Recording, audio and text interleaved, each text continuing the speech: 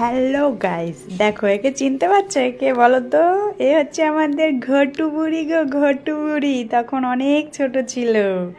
তখন ঘটুর বয়স খুব জোর কত হবে, 2 মাস হতে পারে খুব জোর, বা 3 মাস, এর বেশি হবেই না একদম।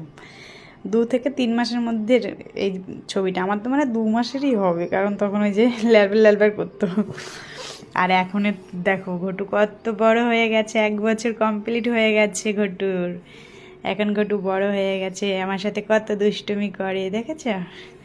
আর দিদিদের সাথে, আমার সাথে, সবার সাথে দুষ্টুমি করে। কথা, আমার ঘটুকে আমি অনেক কষ্ট করে বড় করেছি। এই 1 বছর গেছে অনেক কষ্ট করে, অনেক কষ্ট করেও বড় হয়েছে। সব সময় আমি আমার কাছে কাছে কাছে কাছে রেখে রেখে সব ঘটুর সব কিছু আমি একা হাতে করি। ছোটো বটুরটার বাবা করে, ছোটো বটুর এখনও তো কিছু পারে না সেভাবে, জন্য বাবা হেল্প করে।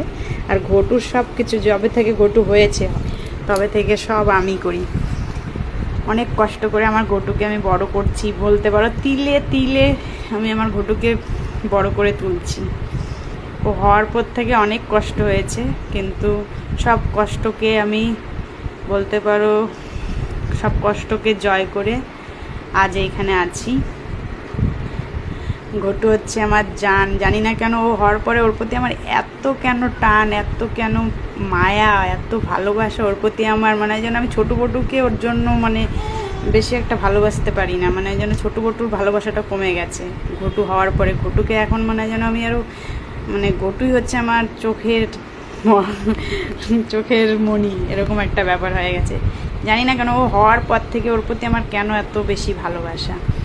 আর যখন হয়েছে তখন মানে যখন হয়েছে ও হসপিটালে, তখন ওই যে ডাক্তাররা হওয়ার পরে, ডেলিভারি হওয়ার পরে বাচ্চাকে দেখায় না, তো আমাকে যখন ওকে দেখাচ্ছে, ও আমার দিকে এইভাবে হয়েই আমার দিকে এমনভাবে তাকিয়েছিল, আমি কোনো দিন দেখিনি ওরকম। অত ছোট বাচ্চা ওরকম হওয়ার পরেই সাথে সাথে ওরকম বড় বড় চোখ করে তাকিয়ে থাকে, এরকম আমি কোনো দিন দেখিনি। কারণ আমার ছোটো বটুর বেলায় আমি দেখেছিলাম ছোটো বটুর চোখ পুরো বন্ধই ছিল, তাকাতেই পারছিল না, পিটপিট করছিল, চোখটা খুলতে পারছিল না। আর ঘটু পুরো স্পষ্টভাবে আমার দিকে তাকিয়েছিল বড় বড় চোখ করে।